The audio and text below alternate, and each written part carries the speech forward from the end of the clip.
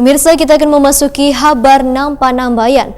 Tim gugus tugas percepatan penanganan COVID-19 Kalimantan Selatan Wan Banjarmasin saling bahu-membahu melakukan penyemprotan disinfektan di Pasar 5 Banjarmasin, beisukan Minggu 17 Mei 2020.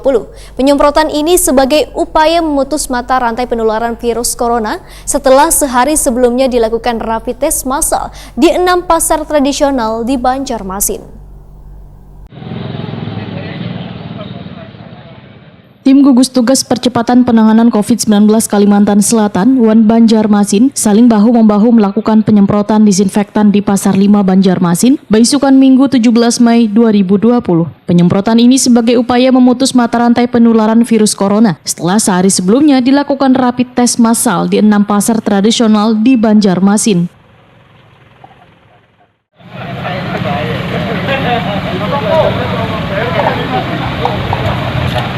Kami mohon maaf atas kejadian-kejadiannya dikarenakan saat ini kami sedang melakukan penyemprotan cairan desinfektan untuk menerantai barang. Ketua Harian Gugus Tugas Percepatan Penanganan COVID-19 Kalimantan Selatan, Abdul Haris Maki, Wahitakoni Prima TV memadahkan, dari hasil rapid test massal sehari sebelumnya yang dilakukan oleh Gugus Tugas Banjarmasin serentak di 6 pasar tradisional, terdapat 129 diantaranya dinyatakan reaktif. Menurut Abdul Haris Maki, ternyata Banjarmasin merupakan salah satu daerah dengan penyebaran virus corona yang cukup tinggi dibandingkan daerah lainnya di Kalimantan Selatan. Dengan jumlah pasien terkonfirmasi positif menurut rumus epidemiologi, Sekda Provinsi Kalimantan Selatan ini pun menegaskan penyemprotan ini kada hanya dilakukan di Pasar 5, tetapi juga di pasar-pasar yang sebelumnya dilakukan rapid test massal. Bahkan penyemprotan ini akan dijadwalkan 2 hari sekali di wilayah yang telah menerapkan pembatasan sosial berskala besar atau PSBB. Abdul Haris Maki pun meminta petugas kada hanya melakukan penyemprotan, tetapi juga memberikan edukasi kepada bubuhan pedagang maupun warga yang masih beraktivitas di pasar agar menerapkan protokol kesehatan yang telah ditetapkan pemerintah. Abdul Haris Maki pun yakin bila warga mau bekerja sama untuk mentaati aturan, maka penularan virus corona ini akan cepat teratasi. 129 yang reaktif.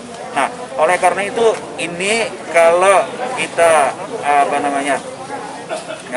secara rumus epidemiologi nanti akan dijelaskan oleh Pak Adarma, ini hasilnya akan membuat jumlah yang sangat banyak terpapar di Kota Banjarmasin.